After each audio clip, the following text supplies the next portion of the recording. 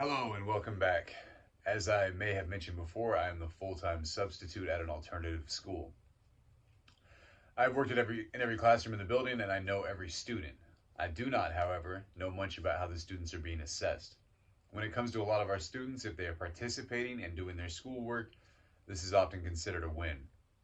I do know many of the grade school age students do things like iReady, which assesses students as they answer questions and adjusts accordingly, adapting to the students' needs. I do know the students are being assessed in secondary, but I have not really spent time with one classroom enough time with one classroom to know how this is happening in individual classes. Obviously, I've made my own personal assessments and I have a good idea of where many students are at when it comes to reading. So as for how this can look, I will start with formative assessments. We learn from the HMH Co website that formative assessments are often embedded in reading instruction and can be done in many different ways, including number one, having students recount what they just read. Number two, having discussions about the text with students. Number three, responding to text prompts. Or number four, answering multiple choice questions related to what was read. As for what summative assessments can look like, these are seen less often, but tend to cover a lot more. Summative assessments are usually given at the end of the quarter or semester and are more of a review of what has been learned. The HMH Co website offers some easy ways to assess students during a lesson. Making connections with the text is one of the first suggestions. There are various ways to go about this, including text to text, which is when the student makes a connection between the current text and a text they have already read. The second is text to self, where the student makes a connection between the text and their own experiences. I think this is one of, that a lot of students really enjoy doing, so this will be one of the first things I think of when assessing students' reading in the future. Text to world is their third suggestion, and another one I can see myself using a lot. I think it is important for students to see that while someone may live halfway across the world from us and speak a different language, people are not always as different as it may seem. The next suggestion given is to do a think, pair, share. The assignment method has 3 steps. The first step is to ask the class a question and give them time to think about it. The second step is to have students pair up and then students share with their partners for the third step. Now, this is just a way to share and hear different answers without the pressure of the whole class being involved. The third suggestion given is to summarize the story.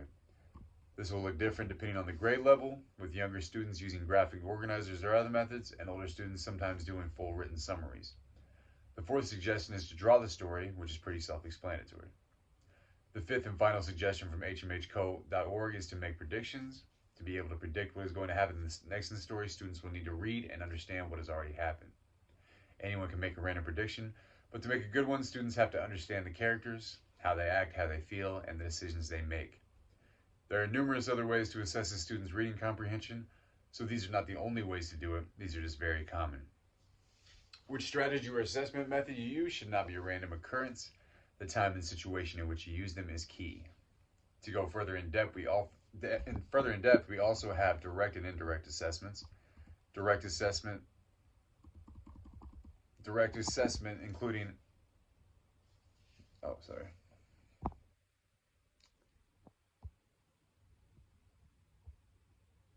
To go further in depth, we also have direct and indirect assessments. Direct assessment evaluates students on specific learning outcomes using things like student performance, coursework, and class projects, among other things.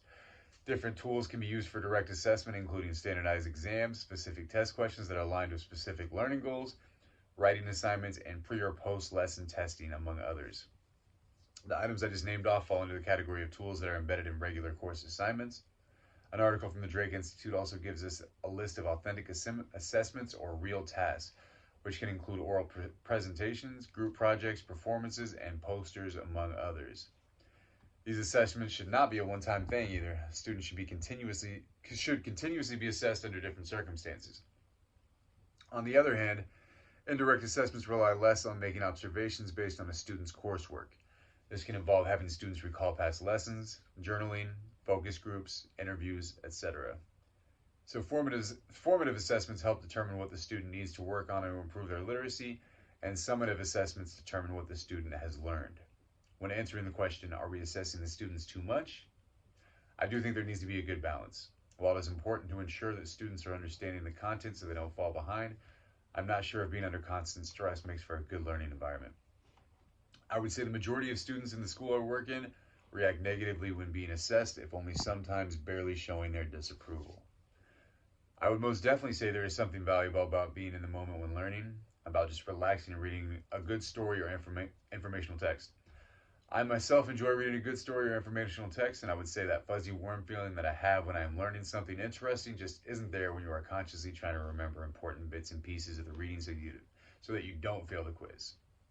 So, to sum it all up, assessments are important, but so is wanting to learn and being motivated to do so. So, a balance is always good. Thanks.